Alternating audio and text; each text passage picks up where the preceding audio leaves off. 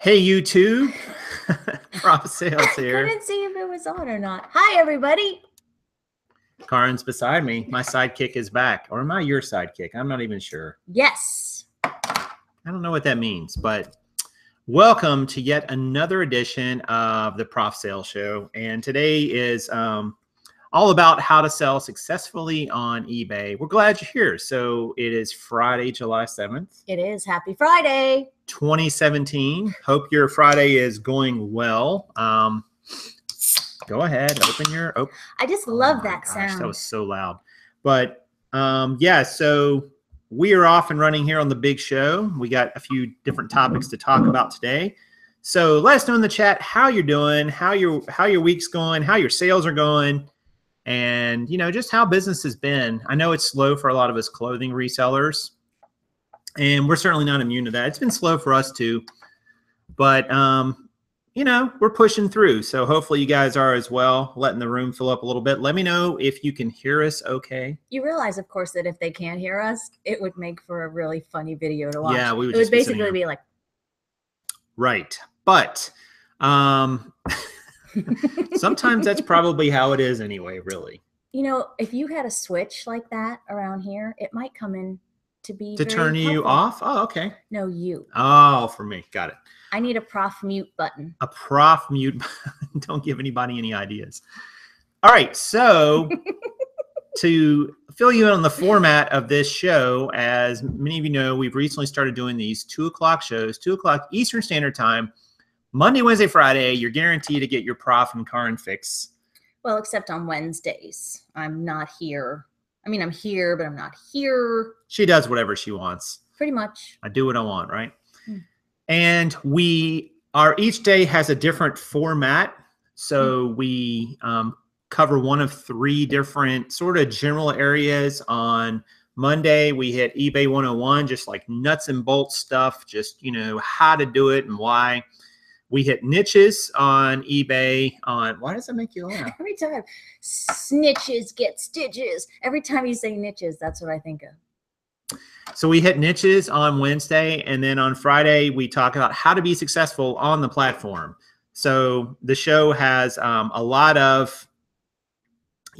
to offer beginners and new sellers to eBay, but I think there's things for more intermediate advanced people too. Hopefully you'll find some value in it. Well, and interspersed through all of that, there's updates on the jeans, the shoes. Yep.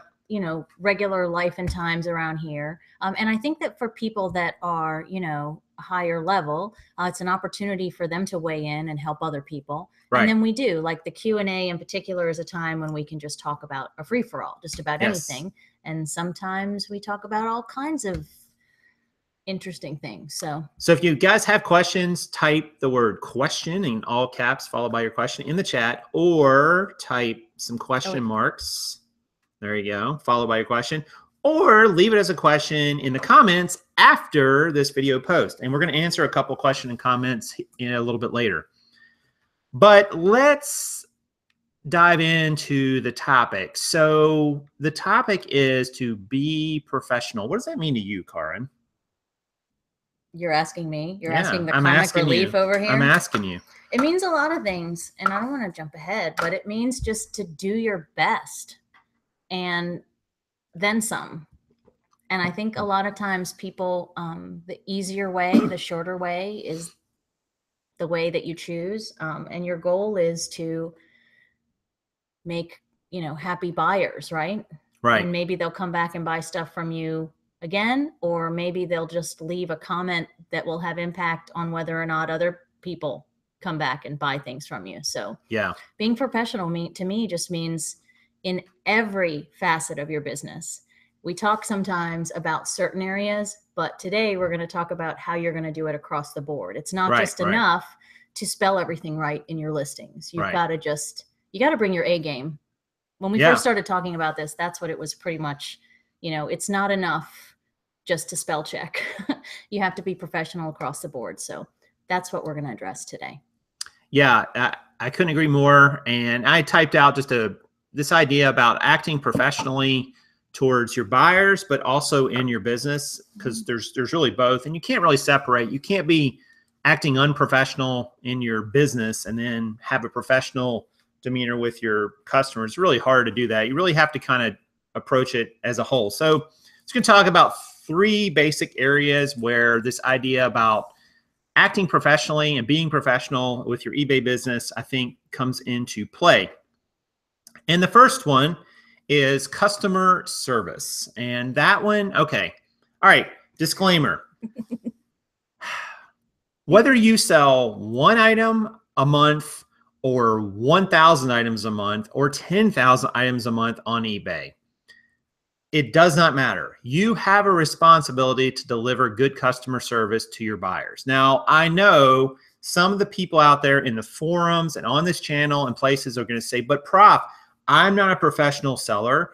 I'm just doing this as a hobby. I'm not Walmart or Target or Best Buy or whomever. I'm not some big company and I've got endless pockets to make things right. And that may be true.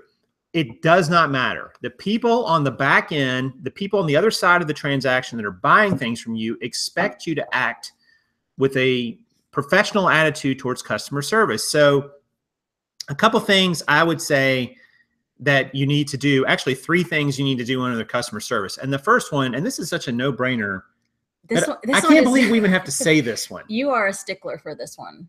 Yeah. So whether you're talking about your listing, your title, correspondence with a buyer, any communication you have with people in and out of your business, tell the truth. I mean, again, I cannot believe I'm having to say that, but I see so many people especially on Facebook groups, it seems like, not to pick on Facebook groups, but so many people that want to say, well, this such and such, this doohickey I'm selling here has this little defect or flaw, but I think I can hide it if I take a photo like this, or hopefully a buyer won't care. And the one that gets us, guys, is the people who say in their listings that are buying pre-owned items and they say comes from a smoke-free, pet-free home. All right, at best, when you say that, all right, you may not smoke and you may not have pets and you've bought the item and it's in your home for some period of time, but come on, like that's really disingenuous. And at worst, you're flat out lying. You don't know who owned that item before you necessarily a lot of times. If you thrifted that item or got it from a yard sale or estate sale or what have you, how do you know that it doesn't have pet dander on it or a faint smell of smoke that could spark someone's allergy? You don't know that. You don't know that. And there's other ways that you can kind of fudge that too. It's not just with clothing. I mean, it's just you're pretending to be the original owner and I get why people do that. It's to make it sound, like you're where it came from and you know everything about that item. And just be honest. It's really easy. You know, when you're not, then it starts to get complicated. When somebody asks me if the item came from a smoke-free or a pet-free home, I say, honestly, I don't know. And I don't. I don't say it did. It didn't. I don't say I bought it at Goodwill or here. I just say, you know what? I actually do not know. Then they can make a decision whether they want to risk it or not. And sometimes they'll say, does it smell like smoke? I'll say, I can't smell it, but I really don't know. Because if you have a highly sensitive allergy to something, it may set you off, whereas it doesn't bother me at all, or I can't even tell. And that's just the way we're wired. And you would never want to send something to someone that would make them ill. I mean, that just should go without saying. So, and it's not just smoke-free and pet-free. It's like, tell the truth about everything. If it's got a hole in it and you know it, disclose it. You can even say it, hole at bottom of hem, hole in cuffs, whatever, and say, see the photo, take a picture, let them decide. Let them decide if they want to buy it or not, guys. All you're going to do is set yourself up for returns and bad feedback when you lie to customers. And a lie of omission, not telling them about something, is still a lie. It's still a lie. Just because, it's not just what you say, it's what you don't say. So. Well, and so many people don't thoroughly quality control their item too. So imagine if you put up a listing that said, brand new, like that's a good one, right? Like bought it new, never wore it, right? The person gets it and it's got like a bubblegum wrapper in the pocket or something like that. Like what kind, kind of an idiot does that make you look like, right? Just you don't have to, if you're putting up a thorough listing, if you're putting up great pictures, if you're describing the item, just the item, not all that fluffy stuff, but if you're putting it up as you should to attract your buyer's attention and get them to want to buy your item, you shouldn't have to put in all that extra stuff. I mean, you really shouldn't. And I get why people do it. And I also get, I can't really read if we're getting any opposition to the tell the whole truth, nothing but the truth idea, but I get that buyers assume some level of liability, right? When they buy something used. Sure. Right? Sure. I get it. But we're just saying, it's on you to just portray it as it should. You don't need to put all that extra stuff into it. That's so someone in the chat asked, so when we bring it home and clean it, isn't that coming from a smoke-free home? Not necessarily. I mean, because here again, guys, you're depending on your ability to clean something, and maybe you'll do a great job and there's no hint of what came in there. I wouldn't do that. I really wouldn't, because if there's any hint of it left, you know, maybe you throw it in your washing machine, you wash it, but inside the pockets, there's still a little smell of smoke or pet dander or what. You just don't know. Like, just don't even go there. Just say, if they say, has it been washed? You can say yes.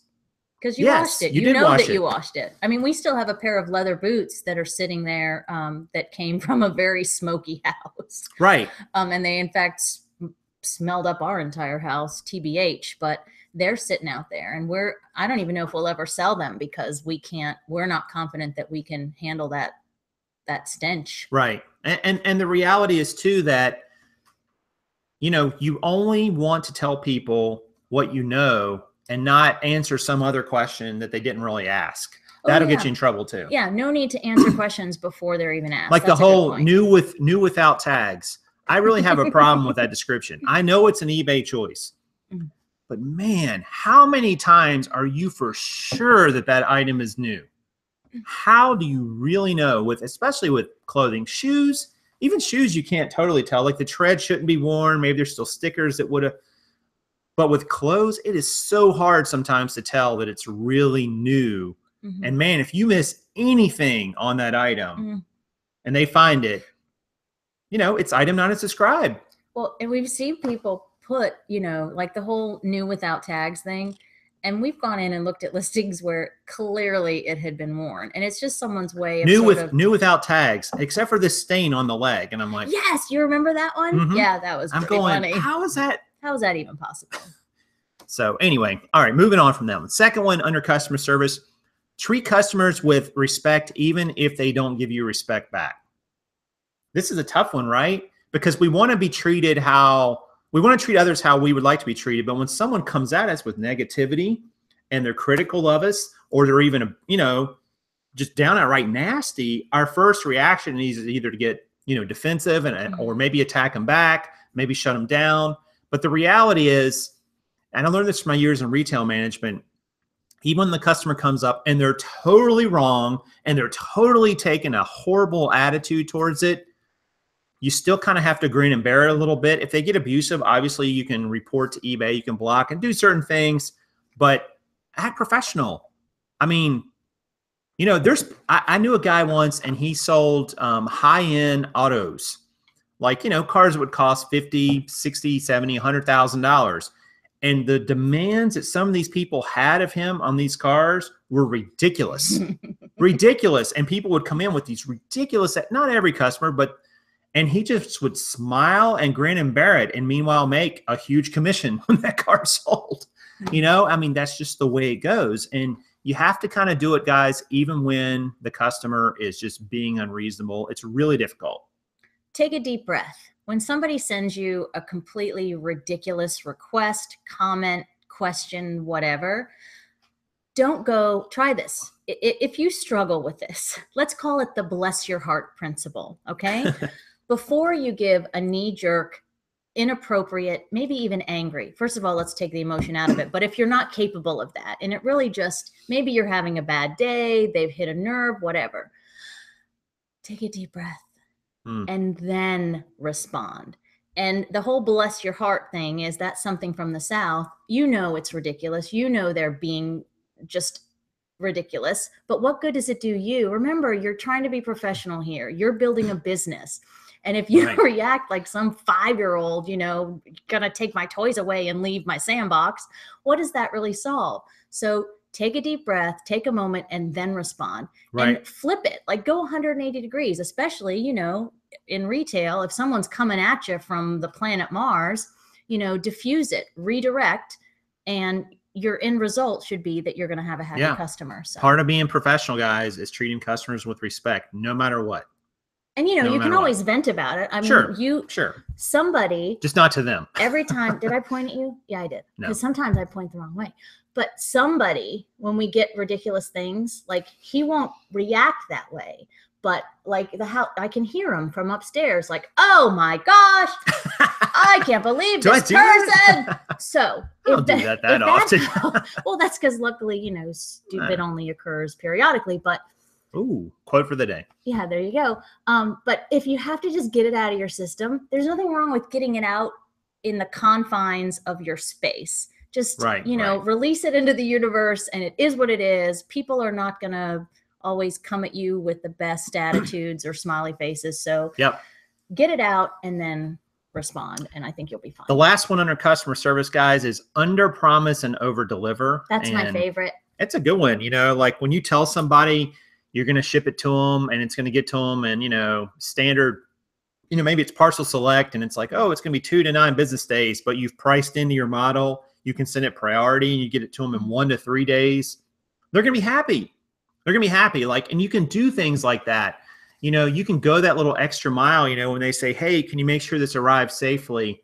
And you're like, oh yeah, I'll use a padded flat rate. Maybe you wrap it with a little something extra inside the padded flat rate just to make sure.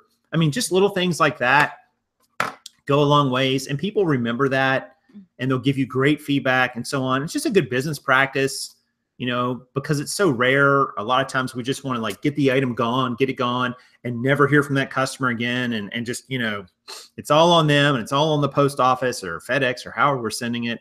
But just under promising people and then over delivering will go a long ways, because then they're pleasantly surprised, which is great. Yep, that's always good. All right. So number 2 is the big step here is shipping.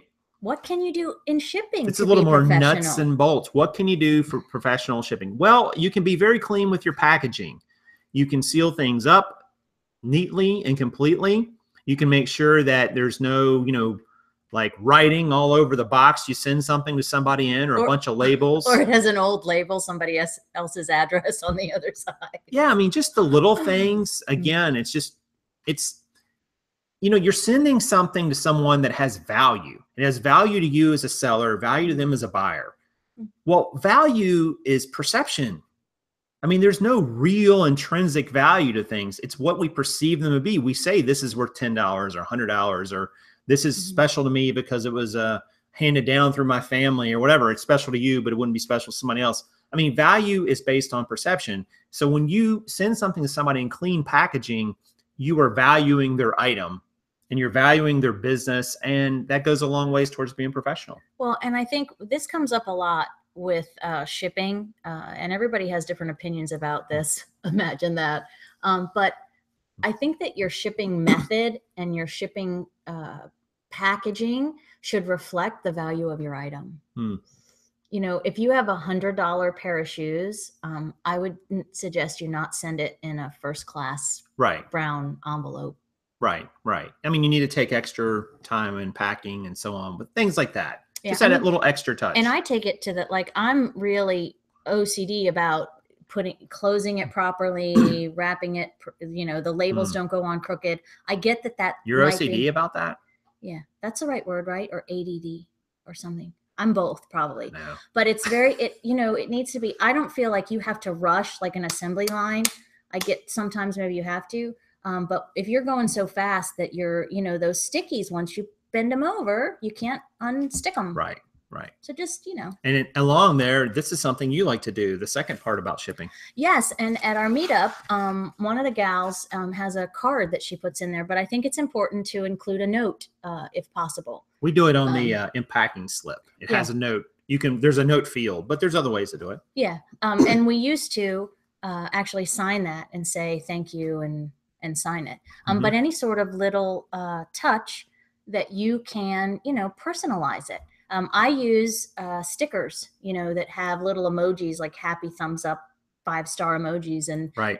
You know, that looks different. People do different things, but Jennifer puts a card in there that has her store name on it, and then she'll handwrite a thank you on the back, and that goes in the package. Right. And that, you know, that's that extra personal touch. I can tell you, being ecstatic as a buyer, you know, I found, for example, as a consumer, I found a book that from my childhood. And the person that sent me the book wrote a note in there and said, thank you, and wrote my name on it. And I just think, it was cool. I just think it's attention to detail, and it doesn't take that much extra effort, and it makes a difference. Yep. And along with that, and this kind of ties in the packaging, just packaging things neatly, which shows you care about it, which is important.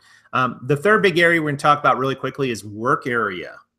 All right. So you might think, well, what does my work area have to do with my professionalism, my business? And I would say a lot. Yeah, everything to do with it. I mean, where you work is going to influence the type of work you do, like the condition of it, because it's really hard, guys, if not impossible, to work in chaos and stay organized and not miss things. It's very difficult for most of us. It's just not the way our brains are wired. So it's important to keep your work area clean and organized. Do some cleaning on it every once in a while. I mean, I know we get piles and papers and this and that, but, you know, maybe once a month, you know, take the time to clean up that area, you know, put things where they go, even do some cleaning on it. Like I have a glass desk, an L-shaped desk, which I love, but I have to pick the stuff up and clean every once in a while because I think it's nasty. It gets like fingerprints, or if I have a drink or something on it, just all over the place. And just taking care of the papers and things laying around and putting them where they go, it goes a long ways towards staying professional in your environment, your work environment.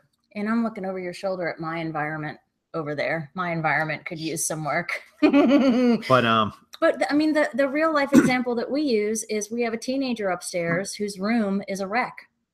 Yeah. And we're trying to make him see the connection between how he starts a school year in relation to what his room looks like. And if your workspace is in chaos, how on earth are you going to expect to get your business in order? Right. You know, it's very difficult. If you can't find anything, or if you can't, like, it's inefficient too. No, it is. And it speaks to, you know, people, whether they have an inventory system or not. If you don't have organization, it's gonna come back and bite you eventually. If you looked at your work area right now, like for most of us, and you looked at all the stuff that was in it, let's say there were 100 things, just to make the math simple. I bet you only maybe 10 of them you need to have out right now, maybe 15 or 20 at most. The other 80 you think have to be within arm's reach, usually don't. Like I discovered the other day, like I would always lay one of my tailor's tapes for measuring clothes. I have 2 of them. And you have one over there. But I have one that I would just kind of lay beside this computer on my desk. And I went, this thing's just laying there. Like I do pick it up and use it. I'm like, I have 3 little drawers right below my desk. And I'm like, it would go nicely in there. And when I need to find it, it's right there. So I put it in the desk, just one little simple thing, got it out of the way, quit having to look at it. And I'm like, man, just all those little things like that make a difference. So. And at some point, you know, I get it. It's easy just to leave it there. I have a stack of books that are just sitting there, you know, because I don't know where else to put them.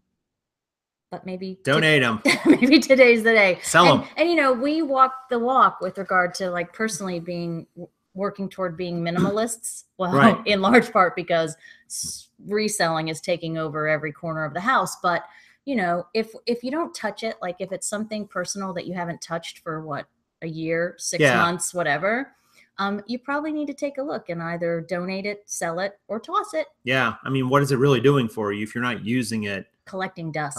That's what it's doing. It really is. And a lot of times we think those things, like we just forget about them, or we think, oh, I'll need that one day in the year 2028 when, you know, the wind blows a certain direction. Okay.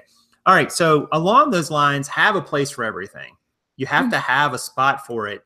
Obviously, your desk is not the spot for it. Like that's where you need to be able to work. Yeah. Not shuffle stuff around. So you try to, you know, carve out a little area. Have a place for things, you know, invest in some storage if you need to. Like I invest in this big, long plastic tub that holds hanging file folders. And I took some time to divide it out and like, all right, this is my stuff for accounting. This is stuff for YouTube, this stuff for eBay. And just having some structure to that so that when I have papers and things I need to keep, I've got somewhere to put them instead of just laying them on my desk or throwing them all in one big random folder. So then if I do need to go back to that information, if it's important enough to go into that folder or in that box, I can find it. And just, you know, it's a big long box about this long and about this wide and probably would hold 100 hanging file folders. And whatever system works for you, you know, just having a place for it all, you know, storage is great. It will free up the way you see your business when you see it neat and organized. And that ties into the last one on that is to use it for work and not other things. Yeah, and that's tricky for some people because they have, you know, this corner over here is what they use for their eBay business. Right. And it's in their home or their apartment, but it needs to be designated. Yeah, designate it for that. Try not to let work stuff get into home stuff and home stuff get into work stuff. Like, again, it's kind of a mindset. Because, I was just going to say that. Oh, yeah, because like when I sit down at that desk in there, I'm like, I'm in work mode. And it's easier for me to stay in work mode. I'm not going to say I always do, but it's easier for me to stay in work mode when I'm sitting there. Rather than if I come in here and I sit on the couch or a chair, it's easier to get distracted by shiny objects and get off on a whole nother. Squirrels. So having, you know, that designated area, I think is critically important to maintaining your professionalism because it maintains your professional approach to your business or your hobby, whatever you want to call it, at home. And that's important too, because you're going to project that out to customers and the rest of the world. Well, and we hear from, maybe on a serious note, we hear from so many people that are in this by themselves and their family, their husband, their significant other, their whoever just doesn't support what they do. So if you're living with someone and your business is in chaos and you've got a pile here and a pile there, I can tell you that's not going to make your home life any smoother. No. So the tighter you can make your business, your space, your working environment, it's going to have a ripple effect on other parts of your life as well. You can't, not everybody is doing this full time. I get it. But when you are doing it, you need to be doing it full time. That's what your concentration needs to be on. And you need to take it seriously. Agreed. All right, guys. So some programming notes here. Don't forget to subscribe to the channel. There's a link in the description and down below this video. You mean everybody's not subscribed already? They are not. There's still a few. And if you like the video, you know, especially since I'm here, pew, pew, hit the like button. I don't even know what that was. That was Wonder Woman. I don't know if I like the new Wonder Woman very much. Just saying. Yeah. There's also, I haven't seen it. All right. So there's also links down below to our gear and some products and so on that we use. So if you want to check those out, they're in the description down below this video. Once it posts, actually, it's already there.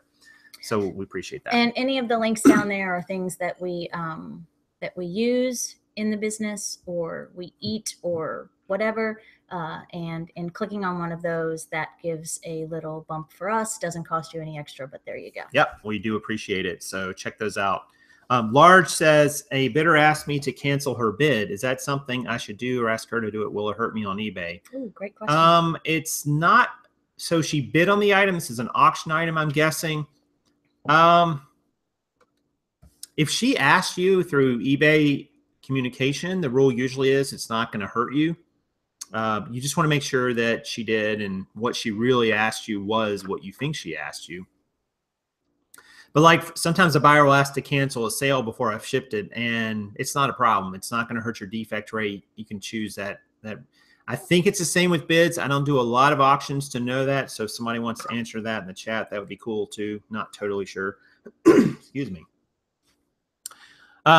We already talked about the show schedule, guys. Monday, Wednesday, Friday, 2 o'clock. So thank you guys for tuning in each day, Monday, Wednesday, Friday, 2 o'clock Eastern Standard Time. I wanted to do a quick update of something we haven't talked about in quite a while.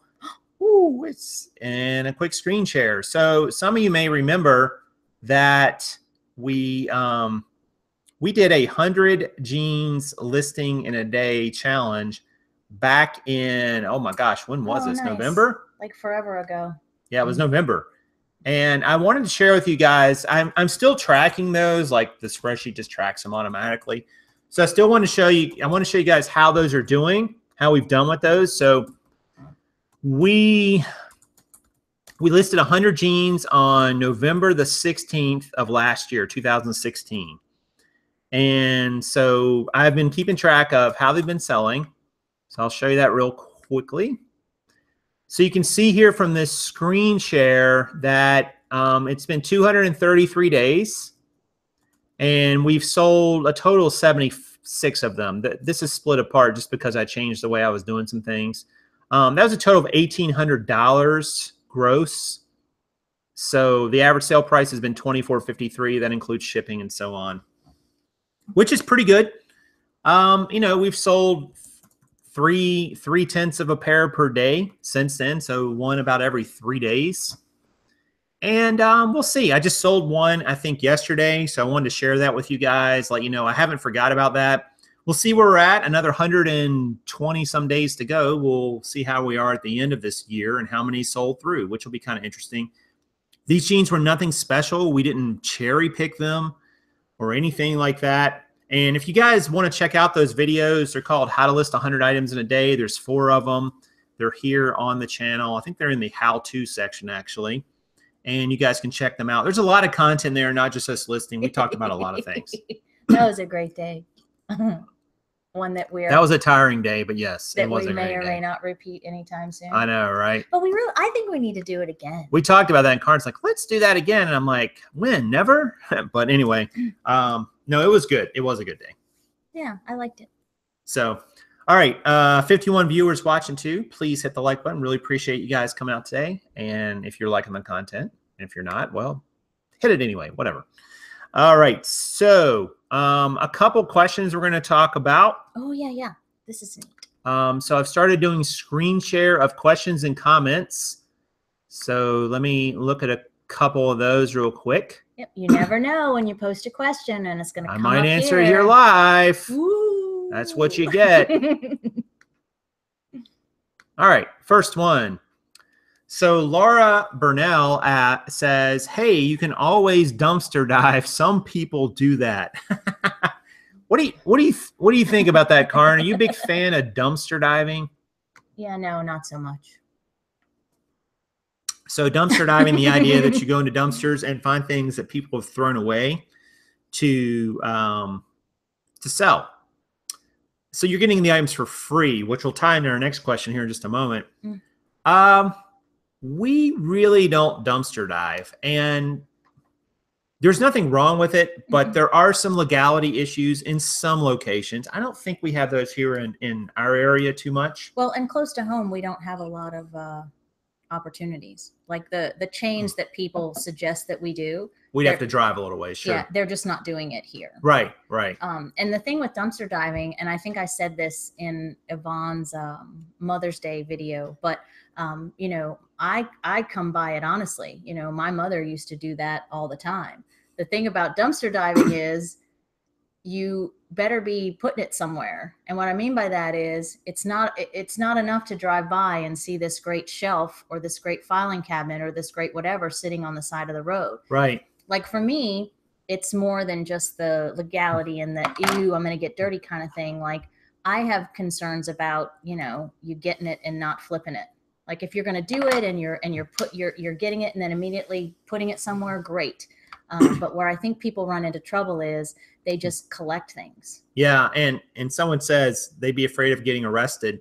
You know, and that's a real fear.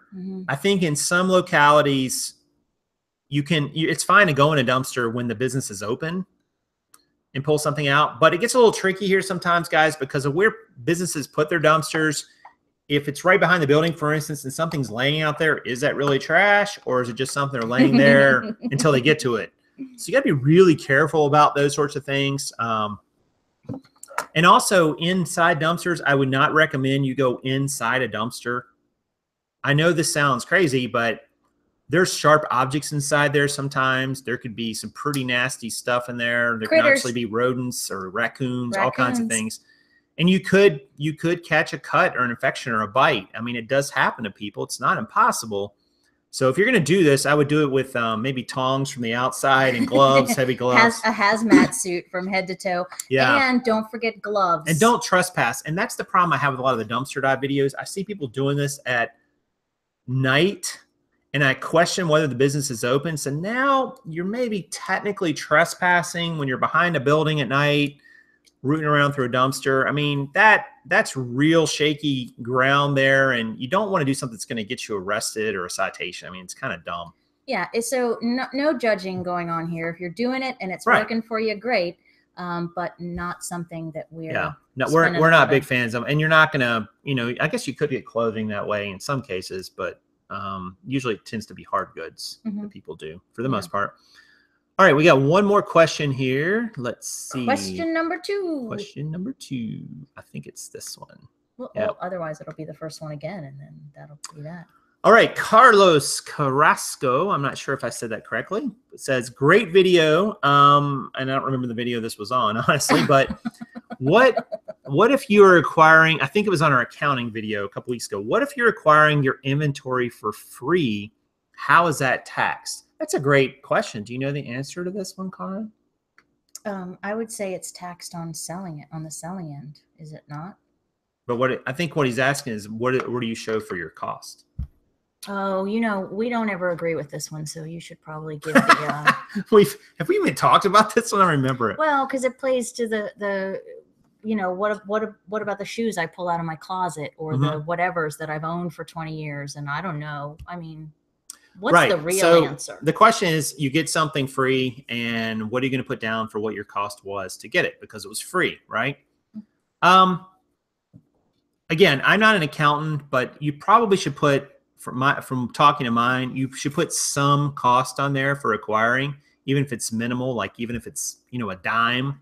Now, as to what cost and what that'll do, because look at it this way, you probably even incurred some cost to go get the item. So it's worth putting some cost in there, and you're usually not going to get in trouble doing that. If you said, hey, I paid 10 cents for all these 35 items. Okay, fine. The IRS is not going to get crazy over that kind of cost. Now, if you said it was a free item and I paid $50 for each one, that's a little different. Like, that's a substantial amount of money. As always, talk to your tax or accounting professional, but usually you want to put some sort of cost for that item on there. I'm not a big fan of putting zero, just because, you have no business deductibility at that point, even if you put a penny. I put a penny. You could put a penny. It is what it is. And for your record keeping purposes, for me, it was logical to put a penny, because then I could differentiate visually easily the things that I just donated to my own pile versus things that I went out and purchased. So if it has a penny, I knew that was something that was either given to me, that I found, or that I pulled out of the closet. But then the dollar amounts are ones that I have actual receipts to back it up. Tara says, how do you handle returns on your spreadsheet? Very simply, I create a separate tab, and anytime I get a return, I do 2 things when I get a return. All right, so a customer's request a return, they ship it back to me, I receive the item, I open it up, I check to make sure it's okay, because I'm going to resell it, right? If it's resellable. If it's not, that's a different situation. But, sorry, there was a thing there. So I've gotten the item, I've opened it up, and I go and I find the item in my eBay return section, and I tell it to relist. First thing I do is I go ahead and relist the item, because I want to get it back up right away. By the way, that creates a listing for the day. If for some reason you couldn't list anything else, you could list a return back. You're listing a new item. So I'm going to list the item again and give it a new inventory location, perhaps, get it wherever it needs to go in my system. Now it's back up and listed. Then I go in and do the return. And so what I will do is I have a tab on my spreadsheet that says returns. And that feeds into sort of my monthly profit and loss statement, because I have a spot for returns where they all just sum up and tabulate. But basically, go in and say, all right, on this date, this item was returned. I will copy the exact description from an item from the return info, which is the same description it would be in the spreadsheet.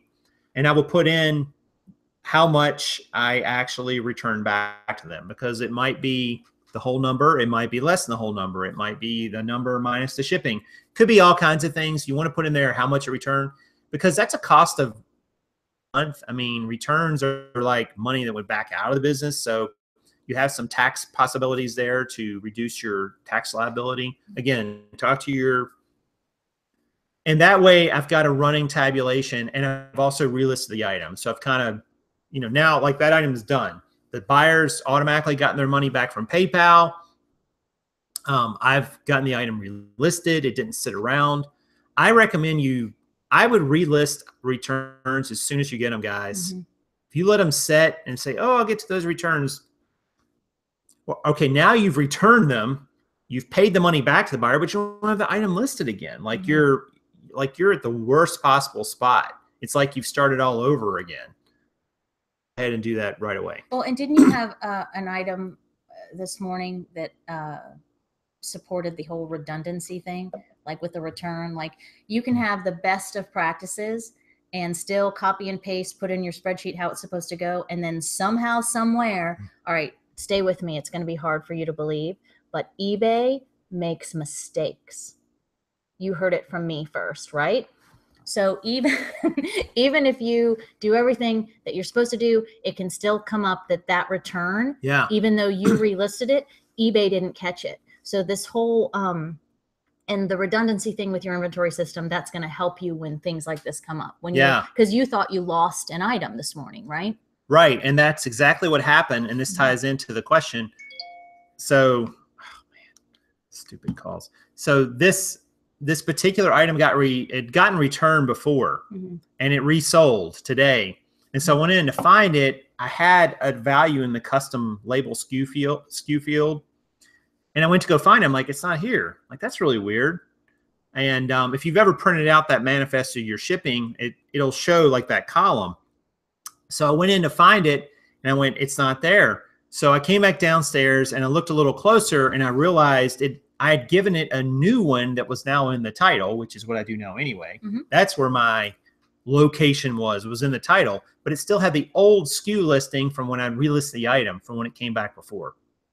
Maybe I missed it. Maybe eBay missed it. So it kind of looked like this item was in two places at once. Fortunately, I was able to figure it out and find the item and ship it. And that was one of those moments where I heard blankety blank, blank, blank. I lost a pair of jeans. I did not say all that. No, not the whole blankety blank thing, but I knew something was awry in the jean vault. Yeah. Yeah. So anyway, you love it when I share things like that, don't you? Yeah, but I found it, shipped it out, no big deal. Didn't really affect anything. But that is the one thing, guys, if you do a relist from a return, make sure that if you've changed where it's located, that you change that, you take out the old location and put in the new one. And maybe I didn't. That's probably what happened, honestly. It probably was not eBay's fault in this case. I probably had the old location in the custom label SKU field and then put in the new one and just didn't take it out and hit the relist button. So now it looked like it was in two places. But I found it. Not a big deal. Not anymore. All gone. Yep. And it's on its way. Any other questions? Yeah, Large says, I've caught eBay double charging me for items on my invoice. I always read my whole invoice now. I have not run into that, but that is entirely possible. I probably should look at it a little more closely. Well, and we're getting ready to, and it'll probably be a topic for a show. Sorry to digress, but we're getting ready to do a full physical inventory. We do that a couple times a year. Inventory. So we're going to go through and catch. It almost thinks like maybe it's an emergency. No, it's like the same. Okay. So we're getting ready to do that. That's another thing on our list of things that we do. So yeah, there's a quick tip for you guys, especially if you're clothing sellers. Summer, great time to do a full inventory count. Why? Because you're not that busy. So, and you've probably sold down some from the spring, and you may not be sourcing a lot right now. You maybe haven't. So we're going to do a full inventory. Probably the end of this month is our target. And we'll just do a physical count of everything. And we should do a video on how we do that. Yeah, you'll definitely be able to tell leading up to it and then afterwards, because I think you'll be a lot happier once it's over with. Oh, inventory. I mean, it's a necessary evil. But anyway. So it's my turn.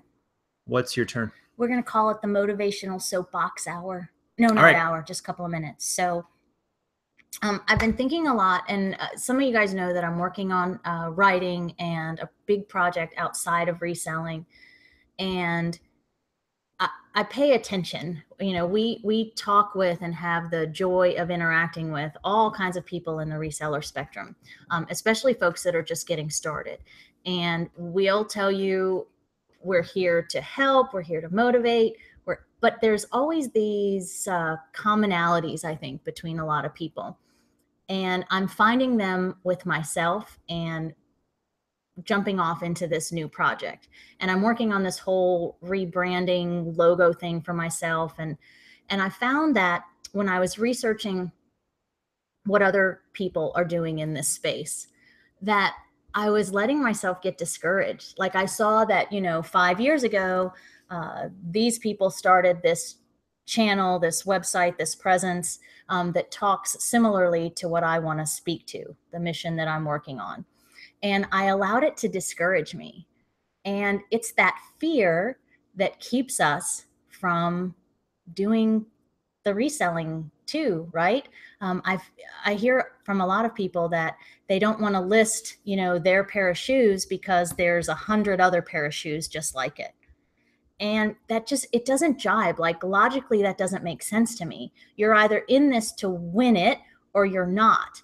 And so often we get bogged down in our own, I don't know, our own unmotivation that we let it take us over. And when I found myself, like I know I need to work on my own listing. I don't do it because quite frankly, it's easy for me to do other things, right? And I'm always finding excuses not to do the things I'm supposed to be doing. So today's motivation is don't let that fear consume you. And it exists and it's a real thing and I get it.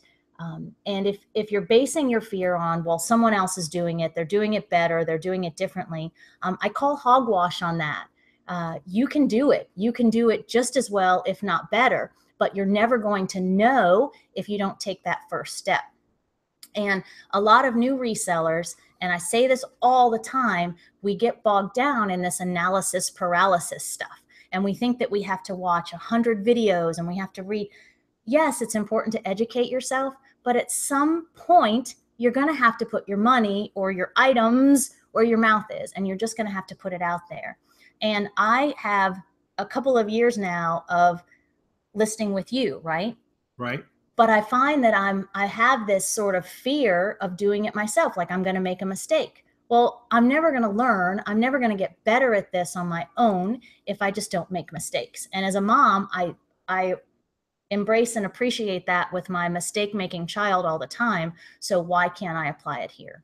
So don't be afraid. Just do it. Get out there. And if you're one of those people that are just still stuck on the fence, your challenge between now and next Friday is to at least list one thing, even if you make a mistake. You know, even if it's like the crummiest whatever, send me an email. I'll even, you know, help you with some ideas or words or whatever, but you're never going to get there. Arguably, you're never going to get anywhere if you're just watching from the stands. You've got to put yourself in the middle of it. And I think I'm all like, I get on this thing, right, where I get all worked up about things. And I think that I am as passionate about this today in this moment because I'm recognizing it in other areas of my life. It doesn't matter that someone else did it. You know, you can no longer use that as an excuse. If you have dreams, desires, things you want to accomplish in life, I'm going to replay this so that I can pay attention and learn from myself later, perhaps. That's great. But you can't be a bystander anymore. Now's the time. And I recognize that. I see it and I'm thirsty for it. So those are my motivational 2 cents. I didn't know she was going to go there, but that was awesome. Yeah, I know. I just said, can I have a couple of minutes at the end? So mic dropped. All right. So act professionally, guys, in your business and with every aspect of it, either at home or with your customers and your customer service, and get your motivation going. Get your motivation. Get your motivate on. So, all right. Well, I hope all you guys have a great weekend. We're going to head out Hit the like button and leave us a comment below. Oh, I should have said. I didn't give you the like button, didn't I? It's okay. But seriously, the comments are important because time capsules. How are other people going to learn from your inquiries if they're not posted? The live chat disappears. It's temporary, but comments are forever. Yep, absolutely. And we do read all of them and do our best to answer or reply to them, or even play them here on the air. Yeah, and don't be afraid of that if if for some reason you So, all right, well, that's going to do it, guys. Hope you have an awesome weekend. Oh, yes. Awesome weekend. It's going to be a good one here. It's going to be a hot one, but it's going to be fun. Get out there, kick some butt, put yourself in the ring, and just do it. I like it.